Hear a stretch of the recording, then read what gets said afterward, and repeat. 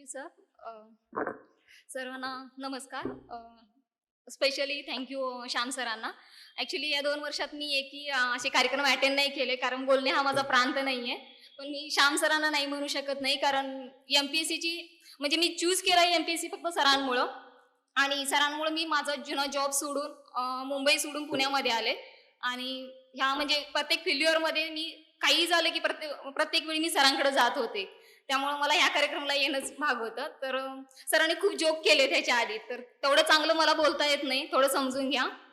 आणि त्यात एम-पी-एस-सीमध्ये एम-पी-एस-सीच्या मुलांसमोर बोलणं थोडं धाडसाचं असतं आणि त्यातही सदाशिव पेठेतल्या मुलांसमोर बोलणं आणि काहीतरी त्यांना सांगणं म्हणजे खूप मोठं काम आहे ते. तर थोडंसं समजून घ्या, काही चुकलं असेल तर, चुकेल तर. ॲक्च्युली अभ्यासाबद्दल मी काही सांगणार नाही, कारण मी सरांकडून शिकले आणि तुम्ही सरांकडून शिकणार आहे. तर सर तुम्हाला त्याच्याबद्दल खूप चांगलं सांगतील. आणि काल ॲक्च्युली आमचं फाउंडेशनची एक्झाम होती, काल संपली. तर आणि सरांनी 4 दिवसापूर्वी सांगितलं होतं आणि हे 4 दिवस एक्झामचे चालू होते. त्यामुळे काय बोलायचं हेही ठरवलं नाहीये. आणि मग सकाळी उठून ठरवलं, की जे आपण जगलो तेच तुमच्यासमोर एक्सप्रेस करेन. आय होप तुम्हाला हे माझ्या जे प्रवास होता त्याच्यातून एक थोडी जरी प्रेरणा भेटली, तरी माझं जे बोलणं आहे ते सक्सेसफुल झालं असं मी म्हणेन. अ, माझी जी लाँग जर्नी आहे ती शॉर्टमध्ये सांगण्याचा प्रयत्न करते. अ, माझं नाव स्वाती कृष्ण देसाई. मी कोल्हापूरची आहे. माझं गाव आहे जांभूळवाडी. एक छोटं खेड आहे. अगदी 500-600 लोकसंख्येचं आहे. अ, आणि मी 2013 ला ग्रॅज्युएट झाले. पण तोपर्यंत मला असं काही वाटलं नव्हतं, की मी ह्या फील्डमध्ये यावं. ह्याच्याबद्दल मला काहीही माहीत नव्हतं.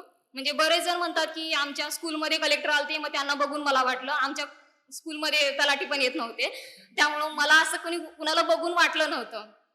लहानपणी ज्यांना सगळ्यांना जशी स्वप्न पडतात तशी मलाही पडायची. रोज नवीन काहीतरी करिअरचं ऑप्शन शोधायची मी. कधी वाटायचं वकील व्हावं, कधी डॉक्टर, कधी इंजिनिअर. असं रोज चेंज होत राहत होतं. त्यामुळे 10वी पर्यंत काही ठरवलं नव्हतं. 10वी पर्यंत सगळ्यात मोठं स्वप्न एकच होतं, की क्लासमध्ये फर्स्ट यायचं आहे. जे कधीच शक्य नाही झालं. कारण त्याच्यासाठी जो अभ्यास करायला लागतो ते मला कधी जमला नाही. हार्डली 2 तास अभ्यास करणं ही माझ्यासाठी खूप मोठी गोष्ट होती. त्यामुळे क्लासमध्ये 3rd, 4th असेच नेहमी असायची मी. 10वी झाल्यानंतर मला करियर गाईडन्स म्हणून एक न्यूजपेपरला आर्टिकल यायचं. दर मंगळवारी सकाळमध्ये. तर त्यामध्ये मी शोधत राहायची, की मला काय करायचंय. त्याच्यात बरेच मुलं म्हणायची, की मला अभियांत्रिकला जायचंय. मग म्हटलं मला पण तेच करायचंय. मला अभियांत्रिक म्हणजे इंजिनिअरिंग माहीत नव्हतं. मला वाटायचं हे काहीतरी शास्त्रज्ञासारखं काहीतरी असतं अभियांत्रिक शब्द. त्यामुळे मग ठरवलं, की मी 11-12वी सायन्स करते आणि त्यानंतर इंजिनिअरिंगला घेते. 11-12वी सायन्स केलं आणि तिथे गेल्यावर कळालं, की इंटिग्रेशन, डेरिव्हेटिव्ह सगळं वरून चाललंय. मला काही समजत नव्हतं. तर त्यावेळी मला फक्त 55% होते. कुठल्याही कॉलेजमध्ये मला ॲडमिशन शक्य नव्हतं इंजिनिअरिंगला. कारण इंजिनिअरिंगला मिनिमम तुम्हाला पी-सी-एम ग्रुपला 50% लागतात. मला 48% होते पी-सी-एम ग्रुपला. त्यामुळं कळत नव्हतं, की आता काय करावं. तरी मी शोधत होते कुठेतरी इंजिनिअरिंगला भेटेल. एका न्यूजपेपरमध्ये कळालं, की एअरक्राफ्ट इंजिनिअरिंगचं न्यूज बघितली. मी तिथं कॉल केला, की मला ॲडमिशन पाहिजे. ते बोलले, की 1,00,000 डोनेशन फी भरा तुम्हाला भेटून जाईल. मग मी मम्मीला सांगितलं, की मला तिथे घ्यायचं 1,00,000 लागेल भरायला. तर माझ्या घरचे तयार झाले, कारण माझे आई-वडील खूप कमी शिकलेले आहेत. तर त्यांचं असं होतं, तुम्ही काहीही करा पण शिका. आम्ही करतो खर्च. तर पण मग पुन्हा असं वाटलं, की मला इथं डेरिव्हेटिव्ह येत नाही. मी 4 वर्षाचे 8 वर्ष लागतील इंजिनिअरिंग कंप्लीट व्हायला. त्यामुळे मग मी तेही पण कॅन्सल केलं इंजिनिअर आणि ज्या कॉलेजमध्ये 11-12वी केली तिथंच बी करायचं ठरवलं. बी पर्यंत पण माहीत नव्हतं, की मी काय करणार आहे. फक्त एवढंच माहीत होतं, की इतरांपेक्षा काहीतरी वेगळं करू. म्हणजे बी करून मला केमिस्ट व्हायचं नव्हतं. पण शेवटच्या क्षणापर्यंत ठरवलं नव्हतं, की मी काय करणार आहे. आणि रिझल्ट लागला. ठीक-ठाक टक्के आले होते. ग्रॅज्युएशनला मला 75 होते. तर मग आता ऑप्शन होता, की एम-एस-सी करायची, की आणखीन काही करायचं. पण मला कन्फ्युजनमध्ये असल्यामुळे मी काही डिसिजन घेत नव्हते. मी सी दिली होती, पण मी एम-एस-सीला गेले नाही, ॲडमिशन घेतलं नाही. बहीण माझी जॉब करत होती मुंबईला. ती बोलली, "तू मुंबईला चल, तिथं बघू अजून काही करता येईल का?" तर मग तिच्याबरोबर मुंबईला आले. इंटरव्ह्यूला वगैरे तिनंच काही न्यूज बघितल्या, मला इंटरव्ह्यूला पाठवलं. एक पहिलाच इंटरव्ह्यू दिला, तिथं सिलेक्शन झालं आणि मी केमिस्ट म्हणून आणि प्लस अकाउंटिंग असे दोन्ही डिपार्टमेंट लिओची कंपनी होती, तिथं करत होते. पण तिथं करताना असं कळलं, की हे काहीतरी बोरिंग काम आहे, मला हे जमत नाहीये. मला फुल टाईम मी जे शिकले त्याच्यात करायचंय, कारण निम्मा वेळ माझा अकाउंटिंगमध्ये जात होता. मग बहिणीला बोललं, की मला हे नाही करायचंय, मला दुसरं काहीतरी करायचंय. मग तिनं आणखीन इंटरव्ह्यूचे शोध घेतला आणि मग IIT पवईमध्ये एक इंटरव्ह्यू होता. मी IIT पवईमध्ये इंटरव्ह्यू द्यायला गेले. हा माझा सेकंड इंटरव्ह्यू होता. आणि IIT पवई फक्त मला ऐकून माहीत होतं, हे काहीतरी भारी असतं आणि तिथं एज्युकेशन घेण्यासाठी लोक खूप अभ्यास करतात आणि मला तिथं जॉब करायसाठी म्हणजे इंटरव्ह्यू द्यायचा होता. मी आत गेल्यावर खूप घाबरली होती, की आणि माझ्या बरोबरची होती ती सगळी एमबीए वगैरे केलेली मुलं होती बीएससी नंतर आणि मी एकटीच होती जी गावावरून केली होती. आणि आतमध्ये गेल्यानंतर सगळी मुलं हॉलमध्ये एका बसवलं होतं मला इंजिनिअरिंग आधी इंटरव्ह्यूच्या आधी. सगळे एकमेकाशी काहीतरी इंग्लिशमध्ये बोलत होते आणि मला काही समजत नव्हतं यांचं काय चाललेलं आहे. मला असं वाटत होतं की आता उठून इथून बाहेर जाते निघून, ट्रेन पकडते आणि कल्याणला जाते रिटर्न. पण तरी मी इतरांचं काय चाललंय ऐकत होते. मग एका मुलीला हिंदीमध्ये विचारलं, कारण ती इंग्लिश बोलत होती, ॲटलीस्ट हिंदी समजेल म्हटलं, मराठी नसेल तरी. मग तिला विचारलं, "तूने क्वेश्चन क्या पूछा अंदर?" मग तिनं सांगितले 2-3 केमिस्ट्री. ती अशा आल्या-आल्या बोलली, "बहुत गंदा पूछ रहे, कुछ भी पूछ रहे." असं करत आली होती. म्हटलं आता आपली लागली. मग मग तरी तरी काय विचारलं. मग तिनं काही फॉर्म्युले सांगितले ॲसिड, बेस आणि रिएक्शन एक्सेट्रा. मग मला वाटलं, की हे तर आपल्याला येतंय. हे सगळं आपण कॉलेजमध्ये शिकलेलो आहे. आणि मग थोडंसं कॉन्फिडेंटली मी आत गेले. आत सगळे सायंटिस्ट होते. सगळे सीनियर सायंटिस्ट होते. बरेचसे असे होते, की नोबेल प्राइज विनरकडून त्यांनी त्यांची पीएचडी कंप्लीट केली होती. असे मोठे-मोठे लोक होते. 7-8 जण सायंटिस्ट बसले होते. मी आत गेली, घाबरतच गेली होती आणि मी मुळात बोलायला सुरुवात मराठी केली. समोरच्यांनी मला कोऑपरेट केलं. ते सुद्धा मराठीत बोलायला चालू केले. मराठीत क्वेश्चन विचारले आणि ते जे क्वेश्चन विचारत होते आणि ऑलरेडी मी जिथं लिओ कंपनीत आधी करत होती, तिथं प्लेटिंगचं वर्क होतं. आणि इथं आल्यावर पण त्यांनी मला माहित नव्हतं की ते वर्क काय चाललंय. पण त्यांनी मला प्लेटिंगशी संबंधित क्वेश्चन विचारायला चालू केले. मग मी त्याची आन्सर दिली आणि पहिल्यांदा तेव्हा रिअलाईज झालं की मी कॉलेज थोडं तरी सीरियस केलंय. म्हणजे काहीतरी ऐकलंय, कारण मी इथं कशातरी आन्सर देऊ शकत होते. मला आधी वाटत होतं की कॉलेज म्हणजे मी फक्त टाईमपास केलाय. अ, त्यानंतर मग तिचं सिलेक्शन झालं आणि केलं 1 वर्ष केला. पण कुठेतरी मला रिग्रेट होता की परत तिथं असं वाटायला लागलं की सायंटिस्ट लोकात आपलं काही शक्य नाही राहणं. कारण त्यांना वोटिंग काही माहीत नव्हतं. त्यांना बाहेरचं जगच माहीत नव्हतं. त्यांच्याकडे आधार कार्ड पण नव्हते सायंटिस्ट लोकांकडे. तर मग म्हटलं इथं नाही मला राहायचंय. मी तलाठी झाला तरी करेन जॉब. तर मग माझं डोके बॅक माइंडला चालू झालं की मला हे सोडायचंय. आणि कॉलेज टाईममध्ये एकदा मी जे करिअर पेजेस वाचायचे त्याच्यामध्ये एम-पी-एस-सीच्या सक्सेस स्टोऱ्या यायच्या आणि त्यांचं लाईफ खूप इंटरेस्टिंग वाटलं होतं ह्याच्यासाठी की ते खूप अभ्यास करून झाले होते. म्हणजे प्रत्येकाने टाकलं होतं की 7 तास केला, 8 तास अभ्यास केला. म्हणजे हे असं पाहणं माझ्यासाठी खूप दुर्मिळ होतं, कारण मी 1 तास पण कधी अभ्यास केला नव्हता. मग त्यावेळीची मी कात्रणं काढून माझ्या एका नोटबुकमध्ये चिकटवली होती. ज्यावेळी मला डिप्रेस वाटायचं त्यावेळी मी त्या लोकांचं वाचायची, की म्हणजे असेही लोकं असतात.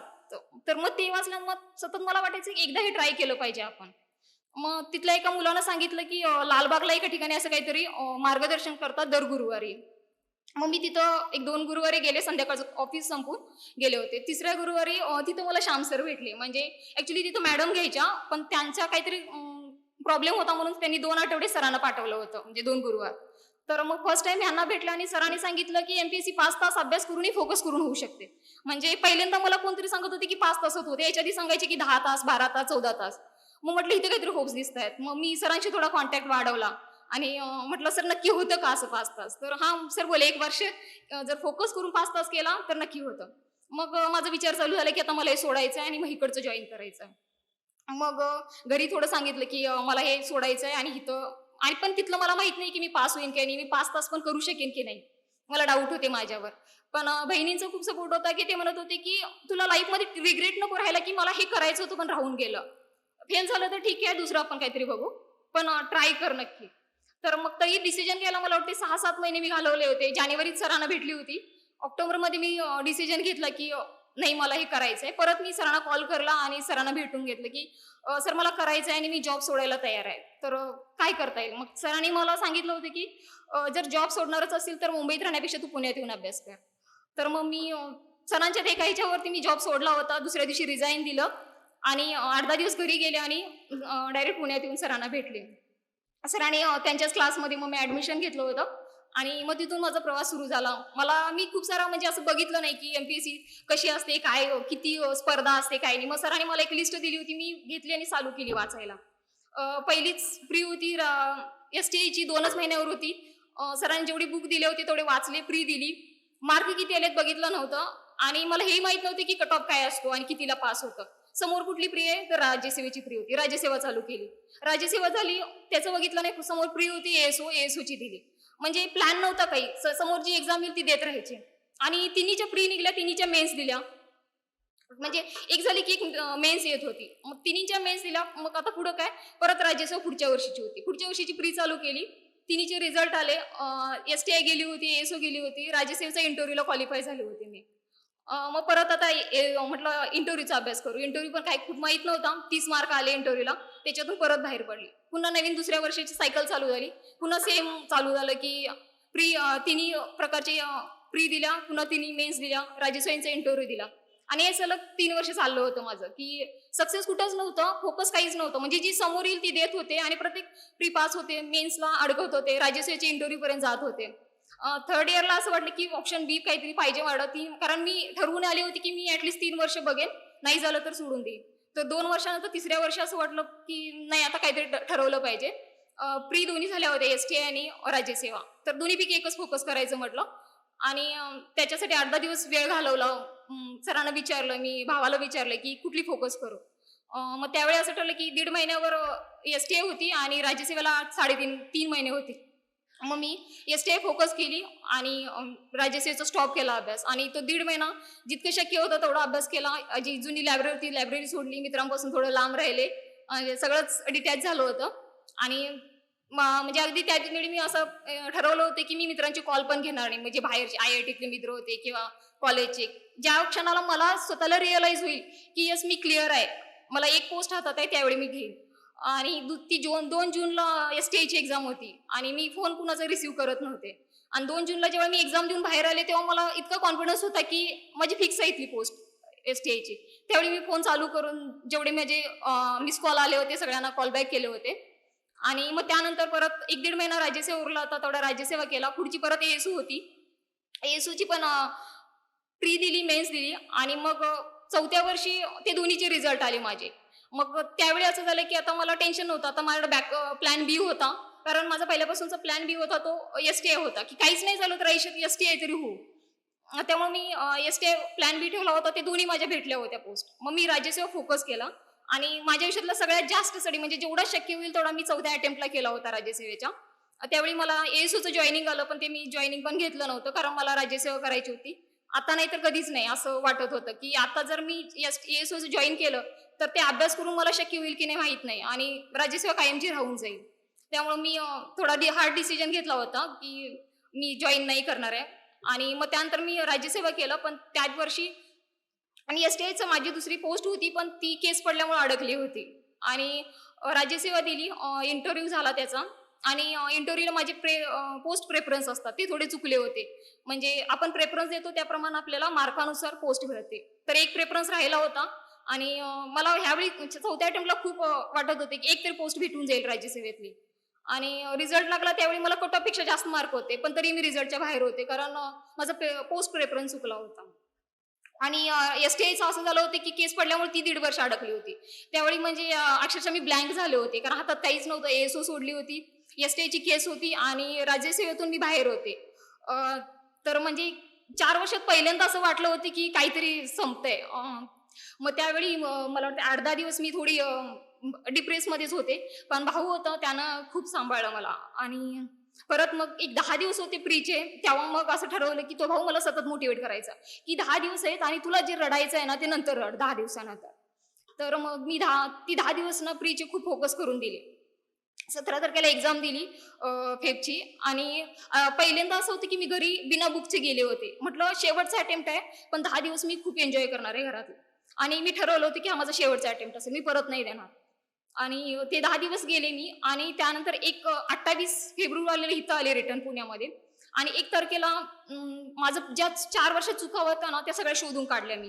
जवळपास 10 दिवस मी फक्त त्याच्यावरती दिली होती, की मी चुका काय केल्या आणि माझं 135 दिवसाचा मी प्लॅन केला. म्हणजे हे 135 दिवस मी व्यवस्थित युटिलाइज केले, तर जे माझी ड्रीम पोस्ट आहे ती भेटेल, नाहीतर लाईफ टाईम मला STI म्हणून राहावं लागेल. हा माझा डिसिजन होता. आणि मग ते 135 दिवस मी खूप चांगले युटिलाइज केले. म्हणजे माझं जेवढं बेस्ट देता येईल तेवढं दिलं. पण 4थ्या अटेम्प्टला जी चुकी केली होती ती केली नव्हती. मी 4थ्या अटेम्प्टला फक्त अभ्यास केला होता, फक्त अभ्यास. म्हणजे अक्षरशः मला खूप मूव्ही बघायला आवडायची, पण मी मूव्ही टाळले होते. मित्रांना भेटणं टाळलं होतं, कमी केलं होतं. पण 5व्या अटेम्प्टमध्ये मी ही चुकी नाही केली. सगळ्या मित्रांबरोबर वेळ घालवला. मला जे मूव्ही आवडत होते ते बघितले, पण प्लॅन स्टडी केला होता. अ, अ, जे म्हणतात ना, MPSCच्या आयोगाला अपेक्षित काय आहे हे तुम्ही ओळखला ना, की तुम्हाला एक्झाम क्लिअर करणं सोपं जातं. तुम्हाला काय अपेक्षा येते हे करून काही उपयोग नाहीये. तिथे ते तुम्हाला रिझल्ट नाही देत. तर ते 135 दिवस माझे खूप प्लॅन होते आणि त्याच टायमिंगमध्ये एक 30 दिवस उरले होते राज्यसेवेच्या मेन्सला आणि त्या काळात माझं एसटीआयचं जॉईनिंग आलं होतं. मग पुन्हा डायलेमा तयार झाला होता की आता जॉईन करू की नको. जर ही एसटीआय जॉईन केली आणि जर त्याचा इम्पॅक्ट माझ्या आताच्या अभ्यासावर झाला तर मग राज्यसेवा राहून जाईल आणि नाही केली तर परत लास्ट टाइम सारखं काहीच नाही हातात असं पण होईल. तर त्यावेळी थोडी रिस्क घेतली मी की नाही मी जॉईन करते आणि दोन्ही करते एकत्र. आणि पण मी माझ्या प्लॅनमध्ये काही चेंज नाही केला. मी काही दिवस ठरवले होते की ह्या दिवसात माझं पॉलिटी झालं पाहिजे, ह्या दिवसात जिओग्राफी. तर त्या ज्या टायमिंग होतं त्याच्यात माझे जा हिस्ट्री आणि जिओग्राफीचा सब्जेक्ट होता तर तो थोडा राहून गेला आणि त्याचा मला फटका पण बसला एक्झाममध्ये. पण बाकी जो माझा प्लॅन स्टडी होता त्याच्यावर मी काही इम्पॅक्ट होऊ दिला. म्हणजे अगदी शेवटच्या क्षणापर्यंत मी स्टडी करत होते आणि ऑफिस दोन्ही मॅनेज केलं होतं. आणि ह्यावेळी मी म्हणजे मी पहिल्या दिवसापासून ठरवलं होतं की मला काय आठवत नाही, एक्झामच्या वेळी काय आठवत नाही. मी ते आधीचं फील केलं आणि काय आठवत नाही ते पॉईंट ते बाजूला काढून लिहून ठेवले होते. आणि त्या 2 तासात काय करायचं एक्झामचे 2 पेपरच्या मध्ये 2 तास असतात. तिथं मी काय करणार? त्याच्या आधीच्या 2 तासात काय करणार? हे मी सगळं प्लॅन करून पहिल्या दिवसापासून त्याचे शॉर्ट नोट्स बनवल्या होत्या. आणि त्याचा खूप फायदा झाला तिथं म्हणजे. जे आठवत नव्हतं लास्ट टाइमला जे चुका होत होत्या त्या ह्यावेळी झाल्या नव्हत्या. आणि ज्यावेळी मी लास्टचा पेपर देऊन बाहेर आले त्यावेळी माझ्याबरोबर माझी मैत्रीण होती. तर तिचं मग ती विचारली की कसा पेपर गेला. तिला म्हटलं मला मार्क नाही माहित किती येतील पण डीसी नक्की भेटेल. मार्कांचं मी सांगू शकत नाही किती असतील पण एक पोस्ट माझी फिक्स आहे आणि ती डीसीच आहे. म्हणजे हा कॉन्फिडन्स मला आधीच्या 4 वर्षात आणि ह्या वर्षात जो डिफरन्स होता त्यातूनच आला होता. म्हणजे मला आन्सर कीची पण वाट बघावं लागली नव्हती की मला किती येतील मार्क्स. आणि आन्सर की आल्यावर पण कळालं होतं की नाही फक्त रँकचा प्रश्न असेल, डीसी तर फिक्स असेल. त्यानंतर जो होता थोडा इंटरव्ह्यूचाच थोडाफार अभ्यास केला आणि एसटीआयचं साईड बाय पोस्ट होती माझ्याकडं. आणि आमच्या वेळी थोडं 2-2.5 वर्ष लांबलं पण मला डिप्रेशन असा काही प्रकार आला नाही कारण माझ्या हातात काहीतरी होतं. मी एसटीआय होते ऑलरेडी, माझं सतत काम चालू होतं. ज्यांचे काहीच नव्हतं ते थोडे टेन्शनमध्ये गेले होते. तर हा प्रवास सांगायचं कारण एवढंच की म्हणजे हे तर तुम्ही सांगू शकत नाही की किती वेळ लागेल तुम्हाला आणि किती वेळात हे करू शकाल. पोस्ट भेटेलच की नाही हे पण सांगू शकत नाही. प्लॅन बी असला पाहिजे. तुमचं ठरवा की तुमचा बेस्ट काय आहे प्लॅन बी. माझा एमपीएससीतलाच होता, कुणाचा एमपीएससीच्या बाहेरचा असू शकतो. पण प्लॅन बी पाहिजे. दुसरी गोष्ट किती वर्ष अभ्यास करायचा हा पण तुमचा डिसिजन आहे. पण ते आपल्याला माहित पाहिजे की किती वर्ष करायचं. म्हणजे तुम्हाला वाटते की 3 वर्षात होतंय आणि तर 3 वर्षाचं ठेवा. तुम्हाला वाटते की 5 वर्ष दिलं तर नक्की होतंय. पण जर तुम्हाला माहीतच नाही किती वर्ष तर 7-8 वर्ष घालवण्यात काय अर्थ नाही. म्हणजे मी कालच न्यूज ऐकली ते खूप वाईट वाटलं की 10 वर्ष दिले आणि माझा रिझल्ट नाही आला म्हणून सुसाईड करतो. म्हणजे त्याला ब्लेम करायचं नाही मला पण तुम्ही आयोगाकडून स्वतःच्या मनाप्रमाणे अपेक्षा करू शकत नाही. कारण तो पास नाही होत आहे पण कोणीतरी पास होतंय. काहीतरी ते करतंय म्हणून त्याच्यात काहीतरी वेगळं पण आहे. तर ते पास होणाऱ्यात काय आहे हे शोधा आणि ते स्वतःत घ्यायचा प्रयत्न करा. तुम्ही आवाढव्या अपेक्षा करताय. तुमचं मत म्हणजे तुम्हाला असं म्हणत नाहीये पण आजकाल प्रत्येक जण म्हणतं माझ्या 2 अटेम्प्ट मध्ये झालं पाहिजे. म्हणजे स्पर्धा एवढी आहे की तुम्ही असं म्हणू शकत नाही माझं 1 अटेम्प्ट मध्ये 2 अटेम्प्ट मध्ये झालं पाहिजे. कारण इतरांपेक्षा तुम्हाला काहीतरी वेगळं दिसायचंय. म्हणजे आता कॉन्स्टेबल झाला तर इतरांपेक्षा वेगळं नाही पण पीएसआय झाला तर इतरांपेक्षा वेगळं आहे. जसं तुम्ही हाय लेवलला जाल तसं तुमची युनिक जी क्वालिटी आहे ती वाढत जाते आणि तेवढंच तिथलं कॉम्पिटिशन वाढत जाते. त्यामुळं एवढं सांगेन की पॉझिटिव्ह राहा. म्हणजे ह्या दिवसात मी खूप काही शिकले. असं पण नाहीये की मला फक्त त्रास झाला. मी पुण्यातली सगळी ठिकाणं फिरून काढली होती अभ्यास करताच. म्हणजे ज्यावेळी वाटायचं तेव्हा मी सहज लायब्ररीतून उठून जायचे आणि झेडब्रिज सोडून बाकी सगळं फिरले मी. ते तर गेले नाहीये, गरज वाटली नाही. पण बाकी सगळं फिरलेली आहे मी. बाकी मूव्ही खूप सारे बघितले. माझा तो छंद होता आणि म्हणजे लायब्ररीवरून 11 वाजता जाऊन मी 2:30 वाजेपर्यंत मूव्ही बघायची आणि तिथून पुढे झोपायचं. म्हणजे जे मला शक्य होतं माझा जो छंद होता तो मी सतत जपत गेले. तर असं आयुष्य जगायचं सोडू नका. कारण हा लाईफचा एक भाग आहे. याला जगणं म्हणजे आयुष्याचं हे नका बनवू की हे नाही झालं तर काहीच नाहीये. करिअरचे ऑप्शन्स खूप आहेत आणि ते थोडं शोधून बघा. खूप सारं आहे. म्हणजे मी आता सायंटिस्ट सांगितलं पण ते पण लोक खुश होते. मी तिथं खुश नव्हते. पण ते खूप खुश होते. त्या सॅटिस्फाईड होते. करिअरचे खूप सारे ऑप्शन आहेत. ते शोधा आणि बस all the best. Thank you.